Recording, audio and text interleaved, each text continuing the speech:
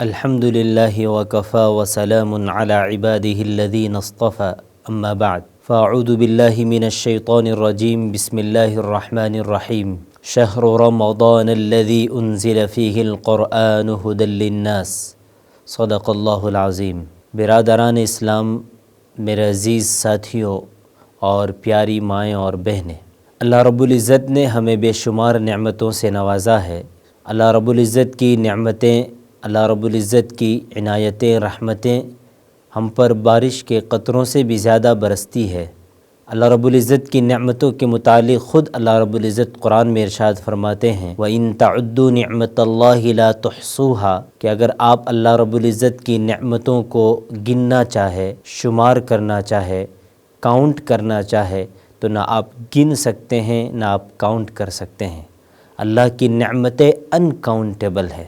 اللہ رب العزت کی نعمتوں میں سے ایک نعمت اللہ رب العزت نے ہمیں جو دی ہے وہ رمضان کا مہینہ ہے۔ ہم جن ایام سے گزر رہے ہیں یہ رمضان کا مہینہ ہے۔ رمضان کا مہینہ بڑا بابرکت مہینہ ہے، عظمت والا مہینہ ہے، برکتوں والا، رحمتوں والا، مغفرت والا مہینہ ہے۔ اللہ رب العزت نے اس کی عظمت کے لیے قرآن کریم کے اندر ارشاد فرمایا شہر رمضان الذی انزل فیہ القرآن، کہ رمضان کا مہینہ رحمت والا، مغفرت والا، عظمت والا، بابرکت مہینہ تو ہے ہی، لیکن اس کی عظمت کو اور بڑھانے کے لیے اور ایک چیز اللہ رب العزت نے ارشاد فرمائی کہ شہر رمضان الذی انزل فیہ القرآن۔ ہم تو رمضان کو جانتے ہیں روزے سے، کہ رمضان کے اندر روزہ رکھا جاتا ہے۔ رمضان میں روزہ رکھنا یہ ایک فرض ہے، یہ ایک عبادت ہے، اس کا کوئی انکار نہیں، لیکن قرآن کریم کی اس آیت کے اندر اگر ہم غور کریں کہ شہر رمضان الذی انزل فیہ القرآن، رمضان کے مہینے کے بعد اللہ نے روزے کا ذکر نہیں کیا۔ اللہ نے یہ نہیں کہا کہ کتب علیک الصیام، بلکہ کہا انزل فیہ القرآن، کہ رمضان کا مہینہ وہ مہینہ ہے کہ جس کے اندر قرآن کریم کو نازل کیا گیا۔ تو رمضان اور قرآن کریم کے اندر ایک کنیکشن ہے، ایک تعلق ہے، آپس میں ایک جوڑ اور ربط ہے۔ اللہ رب العزت نے اس کی عظمت کے لیے بیان فرمایا شہر رمضان الذی انزل فیہ القرآن، کہ رمضان کا مہینہ وہ مہینہ ہے کہ جس کے اندر قرآن کریم جیسی بابرکت اور مقدس اور عظمت والی کتاب کو نازل کیا گیا۔ یہ عظیم الشان ہستی کی طرف سے نازل کی گئی۔ اس کتاب کو لانے والی ہستی وہ بھی بڑی باعظمت ہستی ہے، حضرت جبرائیل علیہ السلام کے ذریعے، اور جس ہستی پر نازل کیا گیا وہ ہستی بھی بڑی باعظمت اور با کمال ہستی ہے۔ آپ صلی اللہ علیہ وسلم کی ذات پر اس قرآن کریم کو اتارا گیا اور نازل کیا گیا۔ تو رمضان کا مہینہ بڑا بابرکت اور عظمت والا مہینہ ہے۔ ہمیں چاہیے کہ ہم اس مہینے کی قدر کریں، ہمیں ان ایام کو غفلتوں میں نہیں گزارنا چاہیے بلکہ اللہ رب العزت کی عبادتوں میں گزارنے کی کوشش کرنی چاہیے۔ اس قرآن کریم کے ہم پر حقوق ہے، قرآن کریم کے حقوق کو جاننا چاہیے اور اس پر عمل کرنے کی کوشش کرنی چاہیے۔ قرآن کریم کے ہم پر کیا کیا حق ہے اور ہمارا قرآن کریم کے ساتھ کیا تعلق ہے، کیا کنیکشن ہے، ہمارا طرز عمل قرآن کریم کے ساتھ کیسا ہے۔ قرآن کریم کے حقوق میں سب سے پہلا جو حق ہے، سب سے بڑا جو حق ہے وہ قرآن کریم کی عظمت ہے۔ عظمت قرآن، یعنی قرآن کریم کی عظمت ہمارے دلوں کے اندر ہونی چاہیے۔ قرآن کریم کی عظمت کو خود قرآن کریم نے بیان کیا ہے کہ قرآن کریم کی عظمت کیا ہے، قرآن کریم کی شان کیا ہے۔ قرآن کریم کی عظمت کو خود قرآن کریم بیان کرتا ہے اِنَّا عَرَضْنَا الْأَمَانَةَ عَلَى السَّمَاوَاتِ وَالْأَرْضِ وَالْجِبَالِ فَأَبَيْنَ أَن يَحْمِلْنَهَا وَأَشْفَقْنَ مِنْهَا وَحَمَلَهَا الْإِنسَانُ۔ اور دوسری جگہ قرآن کریم نے ارشاد فرمایا کہ لو انزلنا هذا القرآن على جبل لرأيته خاشعا متصدعا من خشية اللہ، کہ یہ وہ کتاب ہے، یہ وہ قرآن ہے، یہ وہ کلام ہے اور یہ اتنا پاورفل کلام ہے کہ اس کو ہم نے جب آسمانوں کو، زمینوں کو، پہاڑوں کو جب پیش کیا، اس امانت کو جب ہم نے پیش کیا تو تمام نے اس امانت کو اٹھانے سے، اس کو قبول کرنے سے انکار کر دیا۔ یہ اس کی طاقت، اس کی عظمت کو بیان کرتا ہے۔ اور دوسری آیت میں جو بیان کیا کہ اگر ہم قرآن کریم کو پہاڑ پر اتار دیتے، پہاڑ پر نازل کرتے تو پہاڑ بھی ریزہ ریزہ ہو جاتا، لرز جاتا اس کی عظمت کی وجہ سے۔ تو یہ قرآن کریم کی عظمت ہے۔ قرآن کریم کی عظمت کے لیے یہ بھی کافی ہے کہ قرآن کریم کو اللہ رب العزت کے ساتھ ڈائریکٹ تعلق ہے، ڈائریکٹ کنیکشن ہے، تو یہ بھی قرآن کی عظمت کے لیے کافی ہے۔ تو ہمیں چاہیے کہ ہم قرآن کریم کی عظمت کو اپنے دلوں کے اندر بٹھائیں۔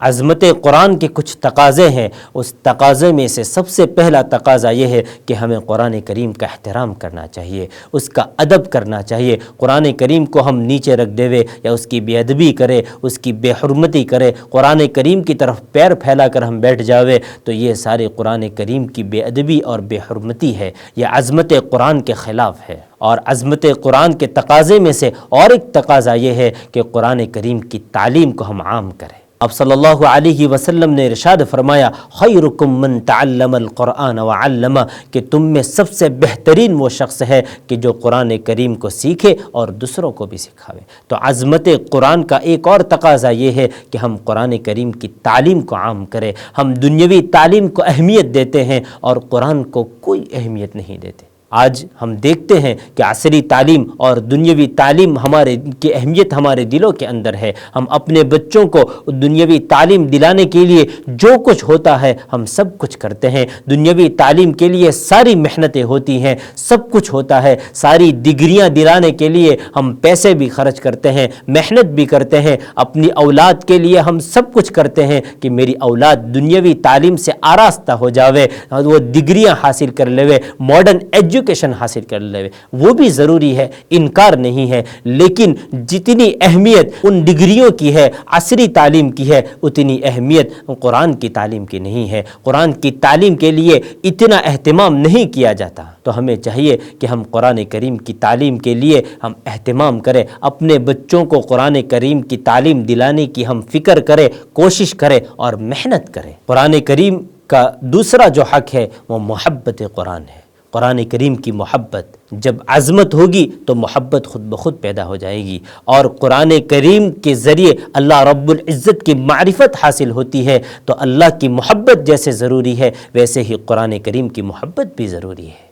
تو ہمیں چاہیے کہ ہم قرآن کریم کی محبت اپنے دلوں کے اندر بٹھاویں۔ بخاری شریف کی روایت ہے، ایک صحابی کے متعلق آپ صلی اللہ علیہ وسلم کو بتایا گیا کہ وہ سورہ فاتحہ کی تلاوت کے بعد ہر مرتبہ پہلے سورہ اخلاص کی تلاوت فرماتے ہیں، وہ قل هو اللہ احد پڑھتے ہیں اور اس کے بعد وہ تلاوت کرتے ہیں، یعنی سورہ اخلاص کی تلاوت کرتے ہیں اور اس کے بعد جو بھی ان کو صورت ملانی ہوتی ہے یا قرآن کریم میں سے جہاں کہیں سے ان کو پڑھنا ہوتا ہے وہ پڑھتے ہیں۔ تو آپ صلی اللہ علیہ وسلم کو جب یہ بتایا گیا تو ان کو بلایا اور ان سے پوچھا، تو آپ صلی اللہ علیہ وسلم کے دریافت فرمانے کے بعد وہ صحابی نے جواب دیا کہ مجھے اس سورت سے محبت ہے، اس لیے میں ہر نماز میں ہر رکعت کے اندر اس کی تلاوت کرتا ہوں۔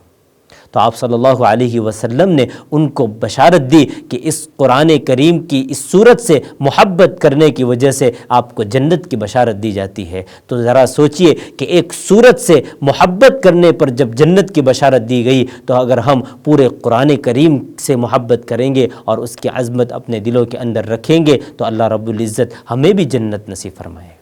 تو قرآن کریم کی محبت پر ہمیں جنت بھی نصیب ہو سکتی ہے۔ قرآن کریم کا تیسرا جو حق ہے وہ قرآن کریم کی تلاوت ہے۔ قرآن کریم کی تلاوت کے متعلق خود اللہ رب العزت قرآن میں ارشاد فرماتے ہیں، اتل ما اوحی الیک من الکتاب واقم الصلاۃ، اور دوسری جگہ اللہ رب العزت نے قرآن کریم کی تلاوت کیسی ہونی چاہیے اس کی طرف ہمیں رہنمائی فرمائی ہے کہ ورتل القرآن ترتیلا، کہ قرآن کریم کی آپ تلاوت کیجئے ٹھہر ٹھہر کر، آہستہ آہستہ، یعنی اس کے مخارج، اس کے صفات لازمہ اور اس کی دوسری چیزوں کی آداب کی رعایت کرتے ہوئے اس کی تلاوت کرنی چاہیے۔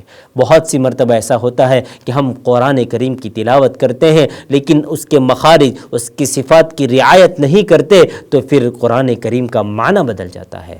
جیسے آپ کو ایک مثال دیتا ہوں کہ زکوٰۃ اور زکوٰۃ کہ لفظ زکوٰۃ ہے، اگر اس کو کسی نے زکوٰۃ پڑھ دیا، زا کو ذا سے بدل دیا، تو زکوٰۃ کا معنی جو مال ادا، یعنی مال کی جو زکوٰۃ نکالی جاتی ہے وہ زکوٰۃ کا معنی ہے۔ لیکن اگر کسی نے زکوٰۃ پڑھ دیا تو یہ ذبح کرنے کے معنی میں ہو جاتا ہے۔ پھر اور ایک مثال، جیسے کلبن اور قلبن، کہ چھوٹی قاف ہے اور بڑا قاف ہے، کہ قلبن تو یہ اس کا معنی دل ہوتا ہے، اور اگر کلبن پڑھ دیا تو یہ کتے کے معنی میں ہو جاتا ہے۔ تو اگر ہم مخارج کی، صفات کی رعایت نہیں کریں گے تو معنی کی خرابی آ جائے گی۔ اور ایک روایت میں ہے کہ کئی مرتبہ ایسا ہوتا ہے کہ قرآن پڑھنے والا قرآن پڑھتا ہے، تلاوت کرتا ہے، اور وہ یہ سوچتا ہے کہ مجھے ثواب ملتا ہے، لیکن ایسا نہیں ہوتا، بلکہ قرآن اس پر لعنت بھیجتا ہے۔ تو یہ کب ہوتا ہے؟ اگر ہم قرآن کریم کی تلاوت کے دوران اس کے مخارج اور صفات کی اگر رعایت نہ کریں تو پھر یہ حال ہوتا ہے۔ تو ہمیں چاہیے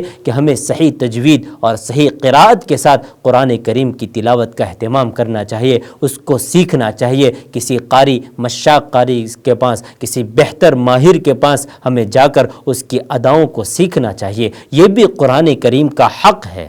قرآن کریم کا چوتھا جو حق ہے وہ تدبر قرآن ہے۔ قرآن کریم کے اندر تدبر کرنا، غور و فکر کرنا، خود قرآن کریم اس کی طرف رہنمائی فرماتا ہے، افلا یتدبرون القرآن، کیا وہ قرآن کریم کے اندر غور و فکر نہیں کرتے، تدبر نہیں کرتے؟ ہمیں قرآن کریم کے اندر غور و فکر کرنا چاہیے، تدبر کرنا چاہیے، اس کے معانی، اس کے تفاسیر، اس کے مفاہیم کو سمجھنے کی کوشش کرنی چاہیے، اور اس کے معانی اور تفاسیر کو سمجھنے کے لیے کسی ماہر کو پاس جانا چاہیے، یا قرآن کریم کے جو حلقے لگتے ہیں، درس قرآن اور تفسیر قرآن کے جو حلقے لگتے ہیں، اس میں ہمیں جڑنا چاہیے، اس میں ہمیں بیٹھنا چاہیے، اس میں شرکت کرنی چاہیے۔ خصوصاً رمضان کے مہینے میں تو اس کا اہتمام ہوتا ہے کہ تمام مساجد میں درس قرآن ہوتے ہیں، تو ہمیں چاہیے کہ ہم ان مجالس کے اندر شرکت کریں، اور اللہ رب العزت کی طرف سے جو یہ پیغام ملا ہے، اور یہ جو محبت نامہ ملا ہے، ہم اس کو سمجھیں، اس کی کوشش کریں کہ میرا رب اس میں مجھے کیا پیغام دے رہا ہے، میرا رب اس میں میرے لیے کیا حکم دے رہا ہے، میرا رب مجھے کیا فرمان دے رہا ہے۔ اور ہم سے جتنا ہو سکتا ہے ہم قرآن کریم کو سمجھنے کی کوشش کریں۔ آج ہر زبان میں قرآن کریم کے تراجم چھپ چکے ہیں، نشر ہو چکے ہیں، شائع ہو چکے ہیں۔ تو جہاں مسائل اور عقائد اور دوسرے احکام کی بات ہو، وہاں ہم علماء کی طرف متوجہ ہو، ان کی رہنمائی لے، اور ان کی رہنمائی کے بغیر ہم آگے نہ بڑھیں۔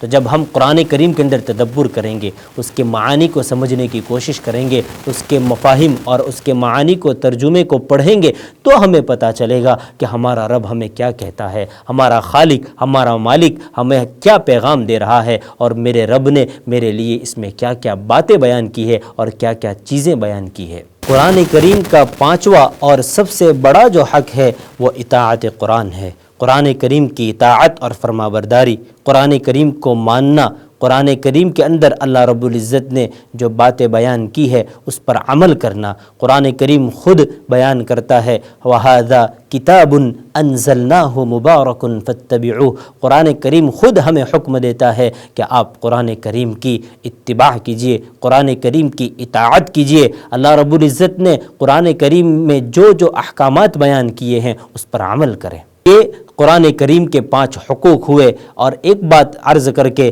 میں اپنی بات کو ختم کرتا ہوں کہ الحمدللہ رمضان کے مہینے میں تو ہم قرآن کریم کی کچھ تلاوت کر لیتے ہیں، اللہ کی توفیق سے جو کچھ ٹوٹی پھوٹی عبادت ہوتی ہے اور جو کچھ تلاوت کی توفیق ہوتی ہے ہم تلاوت کرتے ہیں، لیکن جیسے ہی رمضان کا مہینہ ختم ہوتا ہے، چاہے عوام ہو یا خواص ہو، حفاظ کرام بھی اور علماء، ہم سب کا بہت بڑا یہ المیہ ہے کہ رمضان کا مہینہ ختم ہوتے ہی قرآن کریم کو ہم بند کر کے اس کو طاقچے میں رکھ دیتے ہیں، الماریوں میں رکھ دیتے ہیں، پورے 11 مہینے ہم اس کی طرف توجہ بھی نہیں کرتے۔